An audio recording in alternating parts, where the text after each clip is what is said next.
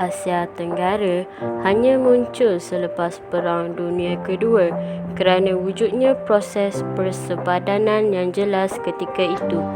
Namun, ini tidak bermakna Asia Tenggara tidak wujud secara nyata dalam lipatan sejarah sebagai satu masyarakat yang mempunyai struktur politik, ekonomi dan sosial yang tersendiri. Pada asasnya, Asia Tenggara terbagi kepada dua, iaitu masyarakat yang mendiami negeri-negeri di tanah besar dan negeri-negeri kepulauan. Antara negeri tersebut ialah Tanah Melayu, Indonesia, Singapura, Brunei, Thailand, Vietnam, Kemboja, Filipina, Myanmar dan Laos. Masyarakat di setiap negara ini sudah pun mempunyai sosiopolitik tradisional mereka yang tersendiri yang dapat dilihat dari hubungan masyarakat dengan pemerintah, hubungan sesama masyarakat tempatan, aktiviti harian yang diamalkan dan sebagainya.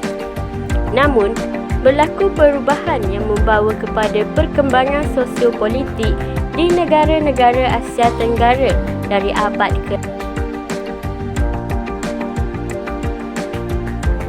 ke-18 hingga abad ke-19. Perubahan ini berlaku ekoran campur tangan kuasa asing dalam pentadbiran di negeri-negeri di Asia Tenggara. Antara perubahan tersebut dapat dilihat dalam kaedah pemerintahan masyarakat tempatan yang mula berubah dengan kewujudan kuasa penjajah ini.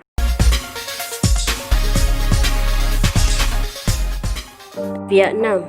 Sejak Vietnam memperoleh kemerdekaan pada tahun 1939, mereka telah mengembangkan gerakan Nam Tien. Gerakan ini bermaksud perluasan kuasa ke selatan Vietnam tanpa sebarang halangan sepanjang dataran pantai Laut Cina Selatan. Gerakan ini juga dikatakan merupakan satu tindakan yang perlu dilakukan oleh mereka akibat daripada pertambahan penduduk yang semakin meningkat di utara Vietnam. Perkara ini juga menyebabkan munculnya satu zaman keamanan di Vietnam yang dikenali sebagai Pax Sinica. Oleh itu, selaku pemerintah Dai Co Viet, mereka perlu berbuat sesuatu bagi meluaskan tanah jajahannya. Setelah mempertimbangkan beberapa faktor, kerajaan Dai Co Viet telah memilih untuk meluaskan kuasa mereka ke arah selatan, iaitu melalui penguasaan ke atas Champa. Champa dikatakan sebagai sebuah negara yang lemah jika mahu dibandingkan dengan China. Tambahan pula, Champa dikatakan menjadi ancaman kepada kerajaan Dai Co Viet kerana seringkali menyerang jajahan Dai Co Viet. Sehubungan itu, para petani Dai Co Viet telah mula menguasai sedikit demi sedikit jajahan di Champa. Pada tahun 1069, Dai Co Viet telah berjaya mendapat 3 daerah daripada Champa, di mana mereka telah dibantu oleh Li Tang Tong. Pada tahun 1744, pemerintah di selatan Vietnam iaitu Nguyen Phu Quoc pada tahun 1738 hingga 1765 telah mengubah beberapa dasar di negara mereka bagi mencontohi dinasti Ming di China. Antaranya adalah mengikuti peraturan dinasti Ming, menetapkan adat istiadat kerajaan dan juga memakai pakaian dinasti Ming. Tindakan pemerintah Nguyen Phu Quoc adalah bagi mengagung-agungkan peraturan dan juga kebudayaan dinasti Ming.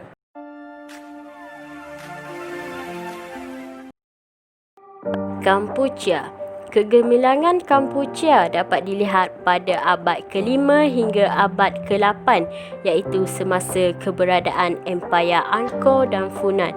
Empayar Angkor telah meninggalkan satu warisan penting terhadap kerajaan Kampuchea. Hal ini kerana Kampuchea berjaya dihidupkan semula oleh raja-raja sebelumnya seperti Ang Duan 1884 hingga 1860 dan Norodom Sihanouk 1943 hingga 1970. Ketiadaan raja pada ketika itu bermakna telah berlakunya kemusnahan bagi negara tersebut. Hal demikian kerana raja dianggap penuh suci Istananya tidak boleh diceroboh dan segala pertuturan dan titah daripada baginda raja merupakan suatu undang-undang. Namun begitu, perubahan kepada Angkor kepada Phnom Penh telah membawa kepada beberapa peristiwa penting terhadap sejarah Kampuchea. Antaranya ialah berlaku kemerosotan pengaruh golongan agama yang pernah menguasai tanah, hamba, upacara agama, pelajaran dan istana. Sebahagian besar dari penduduk Kemboja adalah etnik Khmer sebanyak 95%, iaitu hampir keseluruhan rakyat Kemboja menganuti agama Theravada Buddha. Agama Buddha Kemboja dipengaruhi oleh agama Hindu dari pendatang masuk ke negara Kemboja, antaranya India. Manakala mereka mempunyai adat yang tersendiri dalam perkahwinan. Dari segi pemilihan jodoh, mereka lebih mementingkan endogami, iaitu pasangan dipilih daripada kaum keluarga atau masyarakat mereka sendiri.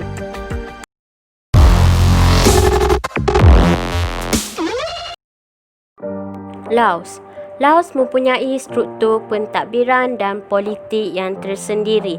Laos pada asalnya mengamalkan agama mutlak mereka, iaitu agama Buddha Theravada.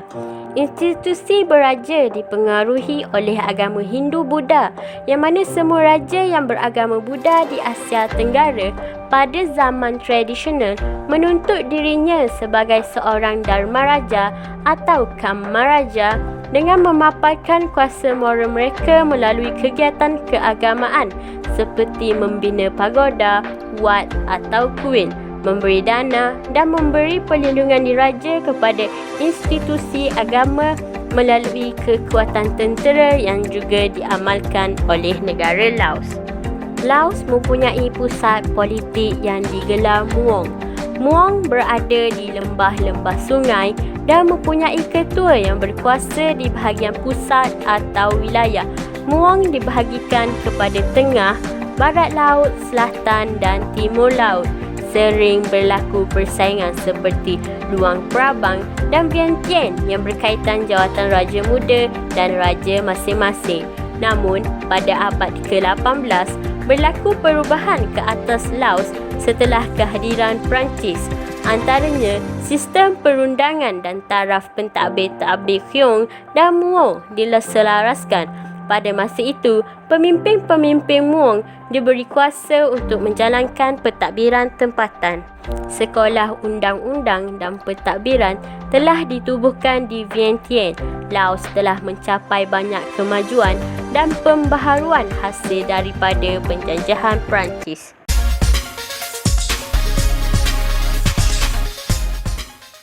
Filipina. Di Filipina, perkembangan sosiopolitik dapat dilihat semasa penjajahan secara rasmi oleh Sepanyol, iaitu pada abad ke-18 hingga awal abad ke-19. Dari segi politik, perubahan mula berlaku dalam sistem pentadbiran di Filipina. Pada peringkat awalnya, penjajah hanya mahu menyebarkan fahaman mereka, iaitu agama Kristian dan bermatlamat untuk mengkristiankan rakyat negara ini. Namun, lama kelamaan, Padri mula mempunyai pengaruh dalam masyarakat Filipina kerana mereka telah berjaya mendapat kepercayaan yang jitu dalam kalangan masyarakat. Hal ini telah menyebabkan para Padri turut mendapat kuasa dalam hal menguruskan Filipina. Oleh itu, ianya telah menyebabkan wujudnya dua kuasa yang berbeza namun memainkan peranan yang cukup penting, dikenali sebagai pentadbiran awam dan pentadbiran agama. Kedua-dua kuasa pentadbiran ini mentadbir Filipina sehingga mencerminkan Filipina sebagai sebuah negara yang berbeza dari negara-negara di rantau Asia Tenggara yang lain. Namun, menjelang abad ke-18, berlaku kekusutan dalam kalangan Padri Filipina kerana munculnya Padri sekular yang terdiri daripada rakyat Filipina sendiri. Justru, dengan kemasukan Sepanyol di Filipina telah banyak mengubah pengaruh bukan sahaja dari segi sosial, malahan politik.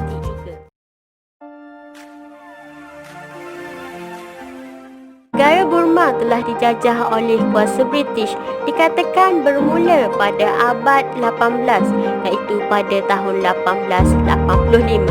Tetapi sebelum penjajahan British ke atas Burma, negara ini mengamalkan agama Buddha Theravada yang dipegang oleh Alang Baya dan pengganti-pengganti baginda menuntut pengesahan dan hak mereka untuk memerintah dengan mengamalkan ajaran sosiopolitik agama Buddha iaitu pada tahun 1752 hingga 1760.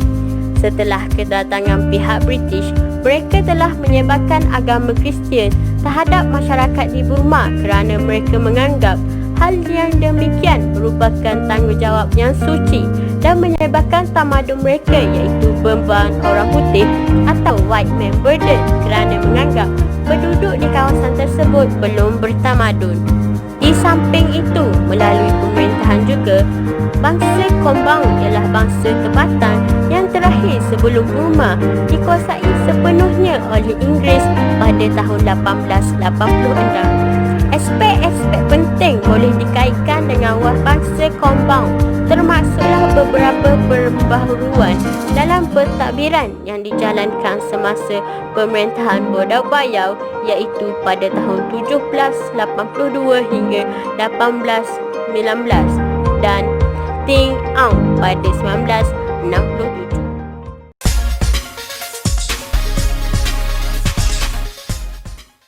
Indonesia. Di Indonesia, perkembangan dapat dilihat semasa berlakunya penjajahan Belanda. Dari segi politik, Indonesia ditadbir oleh Governor General iaitu William Dundas. Semasa Indonesia pada ketika itu masih lagi berada di bawah Perancis. Dengan adanya pengaruh kuasa asing di Indonesia, organisasi pentadbiran yang baru mula diamalkan dan bermulalah sistem pemerintahan residen. Dengan datangnya pengaruh asing dalam masyarakat Indonesia, ia telah membawa Indonesia ke arah perubahan besar serta melancarkan lagi sistem politik negara ini. Dari segi sosial, perubahan dari segi susul lapis masyarakat Indonesia, terutamanya di kawasan Aceh dan juga Pulau Jawa. Ianya berlaku ekoran daripada hubungan perdagangan dengan negara luar dan juga kedatangan kuasa asing iaitu Belanda yang telah memperkenalkan budaya yang bercanggah dengan budaya masyarakat setempat. Tambahan pula pihaknya juga ada membawa masuk pengaruh agama Kristian dan juga Buddha, dan hal ini telah menimbulkan amarah yang membara dari masyarakat setempat kerana mereka ingin menegakkan agama Islam yang diamalkan mereka. Thailand. Dari segi politik, pada awal abad ke-19, Thailand dianggap sebagai sebuah negara yang stabil dengan sistem politiknya. Pentadbirannya merupakan warisan zaman-zaman sebelumnya iaitu Sukhothai pada tahun 1238 hingga 1350 dan Ayodhya pada tahun 1350 hingga 1750. Dalam sistem pentadbiran ini, raja mempunyai kedudukan tertinggi dan dianggap mampu memberikan perlindungan kepada rakyatnya. Semasa pemerintahan Sukhothai, hak raja untuk memerintah adalah berdasarkan kebolehan, tetapi syarat ini telah berubah pada zaman Ayodhya apabila memperkenalkan konsep divine kingship yang dipengaruhi oleh unsur-unsur Buddha dan Hindu. Pembahagian wilayah dibuat berdasarkan pembahagian rakyat kepada golongan tentera, iaitu diletakkan di bawah Kalahun, dan golongan awam iaitu di bawah Mahantai. Pada abad ke-17, berlaku perubahan apabila bahagian utara negeri Thai telah diletakkan di bawah Mahantai dan bahagian selatan pula di bawah Kalahun dan berkuasa sepenuhnya ke atas bahagian masing-masing. Setelah itu, kemunculan Rama I yang mempunyai ciri-ciri yang menarik. Seringkali baginda digambarkan sebagai berjaya memulihkan tradisi Ayodhya yang telah dimusnahkan pada tahun 1760-an. Baginda menunaikan segala tanggungjawab yang diharapkan oleh rakyat jelata dengan mengeluarkan undang-undang seperti memastikan upacara-upacara negara dijalankan dan menjadi penaung kepada Buddhism. Dari segi sosial pula, terdapat perkembangan yang berlaku di Thailand, terutama dari segi aspek keagamaan. Pada awal tahun 1785, negeri Patani kehilangan kedaulatannya secara perlahan-lahan kerana pemerintahan Siam Thai sentiasa berusaha dari semasa ke semasa melalui pelbagai cara untuk mengenakan cekaman ke atas petani. Kumpulan minoriti ini juga diasimilasikan ke dalam kebudayaan Siam Thai dan agama Buddha. Pertembungan budaya dan agama antara kelompok yang berbeza menjadikan mereka sukar untuk mencari kesepakatan.